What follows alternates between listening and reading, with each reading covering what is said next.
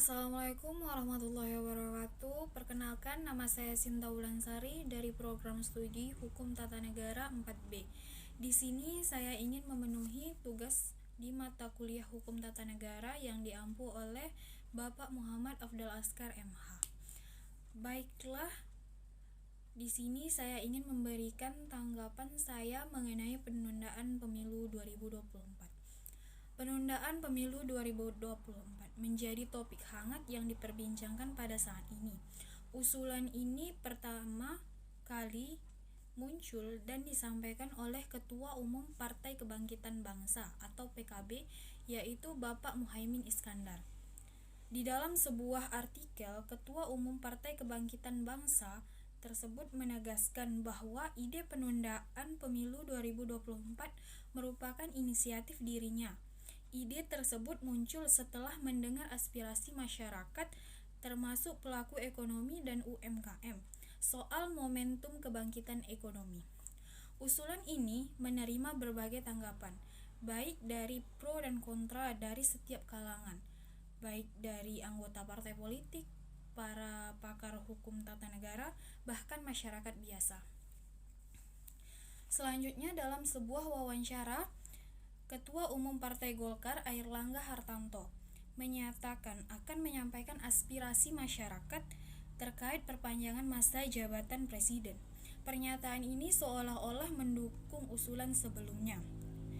Hal senada juga disampaikan oleh Ketua Umum Partai Amanat Nasional Zulkifli Hasan. Menurut beliau, terdapat sejumlah alasan besar bagi PAN untuk mendukung penundaan pemilu, mulai dari situasi pandemi, kondisi ekonomi yang belum stabil, hingga anggaran pemilu yang membengkak. Sebaliknya, banyak pakar hukum yang bersuara mengenai usulan penundaan pemilu yang mengakibatkan pro dan kontra ini.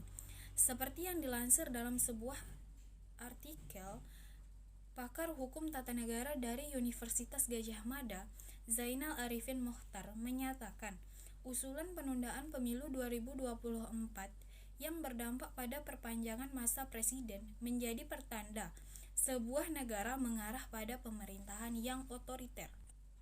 Jadi di sini saya ingin mengutarakan pendapat saya tentang usulan penundaan pemilu 2024 yang sedang hangat dibicarakan saat ini. Seperti yang kita ketahui, Indonesia sendiri merupakan negara demokrasi, konstitusi, bahkan disebut sebagai negara hukum. Sehingga setiap hal yang menyangkut kepentingan publik, baik itu dari pemerintah, negara, bahkan hak dan kewajiban warga negaranya sudah diatur di dalam sebuah undang-undang dasar. Tak terkecuali tentang pemilu yang telah dilaksanakan dari periode ke periode. Seperti pada pasal 22E ayat 1 Undang-Undang Dasar yang berbunyi, pemilihan umum dilaksanakan secara langsung, umum, bebas, rahasia, jujur, dan adil setiap 5 tahun sekali. Bahkan perihal 5 tahun sekali juga ditegaskan di dalam Undang-Undang Nomor 7 Tahun 2017 tentang pemilihan umum. Pada pasal 167 ayat 1 yang berbunyi, pemilu dilaksanakan setiap 5 tahun sekali. Jadi, menurut pendapat saya, seperti yang kita ketahui, Indonesia saat ini dan negara lain sedang dilanda pandemi COVID-19 yang menyebabkan dampak besar untuk setiap bidang, tak terkecuali bidang ekonomi. Jadi, jika pandemi COVID-19 dan penurunan ekonomi saat ini dijadikan alasan untuk menunda pemilu, saya rasa hal itu kurang sepadan dan masuk di akal. Indonesia juga pernah mengalami penurunan ekonomi pada saat krisis moneter di tahun 1998 silam. Bahkan saat itu, pemerintah yang berkuasa atau presiden saat itu diturunkan paksa dari jabatannya. Jadi pertanyaan yang terpikirkan di kepala saya, bahwa mengapa pada saat ini penurunan ekonomi, bahkan yang tidak bisa disebut sebagai krisis ekonomi, malah dijadikan alasan untuk menunda pemilihan umum itu? Dan jika COVID-19 dijadikan alasan untuk menunda pemilu, saya rasa hal itu juga tidak sepadan atau tidak wajar.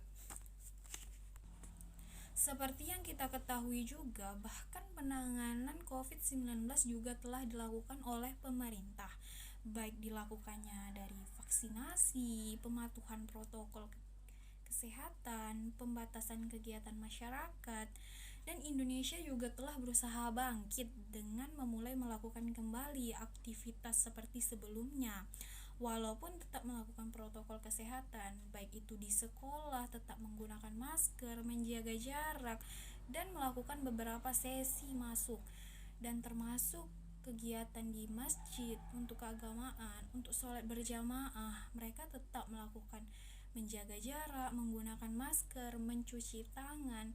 Jadi terlintas sebuah pertanyaan di kepala saya, apakah nanti pada saat pemilihan umum tidak bisa dilakukan hal serupa seperti menjaga jarak, menggunakan masker, menunjukkan kartu vaksinasinya untuk warga masyarakat tetap mengutarakan atau menyampaikan, memilih pemimpin untuk kedepannya. Bahkan di dalam situasi seperti ini, saya rasa hal itu masih bisa dilakukan. Sebenarnya saya bukanlah orang yang selalu berpikir kritis dan memperhatikan perkembangan politik saat ini. Sebagai masyarakat biasa ataupun mahasiswa hukum tata negara. Tetapi ketika saya membaca dan mendalami mengenai usulan penundaan pemilu ini, saya merasa sedikit terganggu dan tidak setuju, karena hal ini menunda hak saya sebagai warga negara untuk memilih pemimpin Indonesia ke depannya. Saya juga tidak mencari tahu lebih dalam siapa orang yang paling diuntungkan untuk usulan ini, tetapi pada akhirnya saya harap usulan ini ditolak walaupun terdapat berbagai alasan yang mendasarinya, dan pemilu tetap dilaksanakan sesuai jadwal. Baik, itulah pendapat saya tentang usulan penundaan pemilu 2024. Saya mohon maaf jika ada kekurangan, dan saya akhiri, wabillahi taufik wal hidayah. Wassalamualaikum warahmatullahi wabarakatuh.